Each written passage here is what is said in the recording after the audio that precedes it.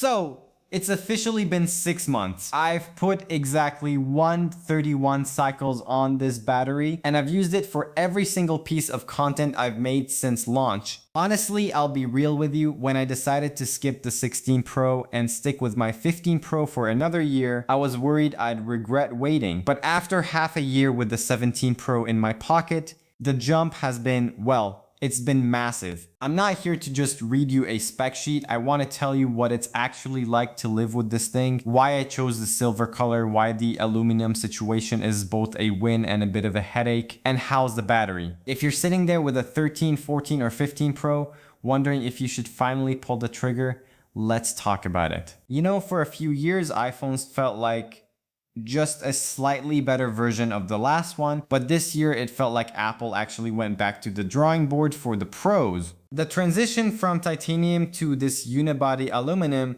was a huge talking point when it first came out. Coming from my 15 Pro, I could feel the difference immediately. It's a bit heavier at 206 grams, and you can definitely feel that compared to the 15 Pro's 187 grams, but honestly, it feels more substantial, more like a professional tool and less like a piece of jewelry. And as we'll get into, that material change is the reason this phone is so much better at handling the heat. Let's talk about the plateau. It replaced the old camera bump, and I'll be honest, at first I thought it looked a little weird, but now, when I see the older camera bump design, it just looks old. It's grown on me, and I'd love to know what you guys think in the comments. Now, the big controversy. Aluminum. Yeah, we went from titanium back to this unibody aluminum. I'll admit, holding it side by side with the 15 Pro, the titanium feels denser. But the aluminum here is a specific 7000 series alloy that's actually much better at pulling heat away from the chip. I went with silver. Why? Well, you might have heard about Scratchgate.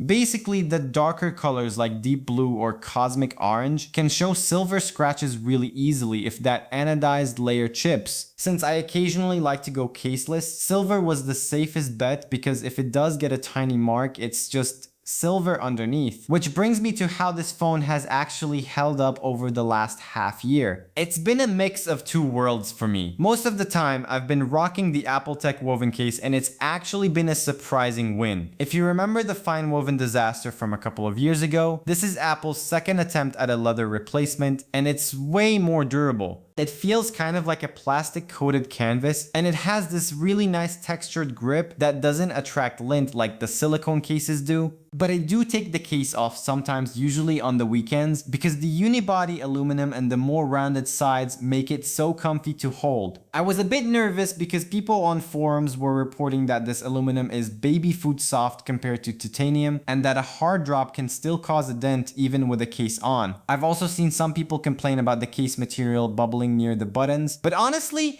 6 months later, after spills, being tossed in bags, and plenty of caseless use, my silver unit still looks pristine. No scratches, no dents, and the case still looks brand new. And the screen, man, 3000 nits of peak brightness. When I'm out filming in the sun, I don't have to squint anymore. The new anti-reflective coating actually works. It's 2x better in outdoor contrast than my old 15 Pro, and you really notice it. Now let's talk performance, because this is where the 17 Pro stops being a phone and starts acting like a mini laptop. Inside we have the A19 Pro chip built on this new 3nm process. I ran the latest Geekbench 6 just for this video, and the results, well, they're a bit scary. It pulled a 3925 on single core and 10173 on multi-core. To put that in context, that beats out the M2 iPad Pro and even some desktop CPUs in single thread tasks. But let's talk about the GPU power, because that's the real jump this year. In my own tests, using the Geekbench 6 metal benchmark, this phone hit a score of 46,350. That is an insane 40% improvement over the A18 Pro Pro from last year. To give you an idea of what that means, that score basically matches the GPU performance of the M2 chip in the MacBook Air or iPad Pro. We are literally talking about notebook class horsepower inside a phone. Apple actually built neural accelerators directly into each of the 6 GPU cores this time around. So when you're playing something heavy like Arknight's Enfield or Genshin Impact, it's not just using raw power, it's using AI to handle hardware accelerated ray tracing at higher frame rates than we've ever seen on a mobile device. And the big secret to all of this power is how Apple finally fixed the heat. If you're a creator, you know the pain. You're 5 minutes into an outdoor shoot, the phone gets hot and suddenly the screen dims. For the first time ever, Apple put a real vapor chamber in here. It's this thin aluminum structure with a copper wick and deionized water inside. The heat from the chip evaporates the water, the vapor spreads out to the cooler edges, and then it condenses back into liquid. I've shot 4K 120 FPS in direct sunlight with this thing, and where my 15 Pro would have been screaming and dimming the screen, the 17 Pro just stays warm. It spreads that heat across the entire aluminum unibody, so there are no hot spots. Even during an hour-long gaming session, you can maintain a steady 120 FPS without the performance falling off a cliff after 20 minutes. And then there's the RAM. This is the first iPhone with 12 gigabytes of RAM. I know that sounds like overkill, but for Apple intelligence and heavy multitasking, it's a game changer. I haven't seen a single background app refresh on me in weeks. I can leave a video rendering, jump into another tasks, then check my email. And when I go back to the video, it's exactly where I left it. Battery life is where this phone really wins. I'm at 130 cycles and I'm still at 100% health.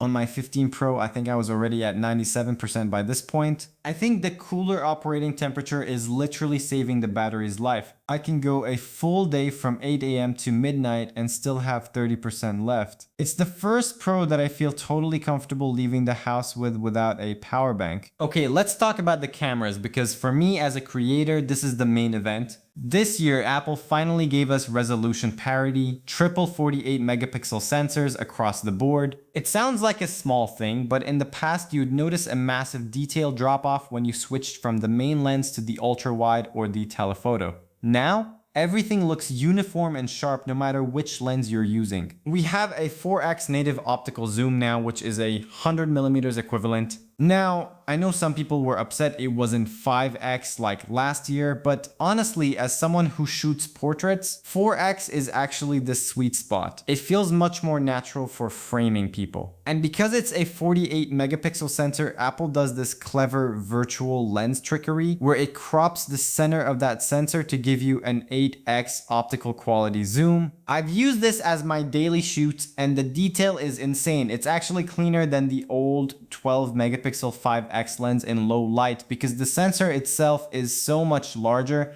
But the viral part of this phone is definitely the front camera. Apple put in an 18 megapixel center stage sensor, and here's the cool part. The sensor is actually a square. Why does that matter? Well, think about how awkward it is to hold your phone sideways for a landscape selfie. You're stretching your arm out, trying not to drop it. With this square sensor, you can hold the phone naturally, vertically, but it has enough room to crop a landscape style shot automatically. It uses AI to track who's in the frame. If a friend leans into the shot, the camera just expands to fit them in. It's like having a tiny cameraman inside the phone. And as a vlogger, I've been using dual capture a lot. It lets you record your face and what you're seeing at the same time in 4K. I did a reaction video the other day at a local market, and being able to show my expression while showing the food in the same high quality file was so much easier than trying to sync two separate clips later. Okay, I have to mention the downside though. Aluminum is softer than titanium. I've seen people on forums with little dents on the corners of that camera plateau. Because Apple went with a sharp edge instead of a rounded one,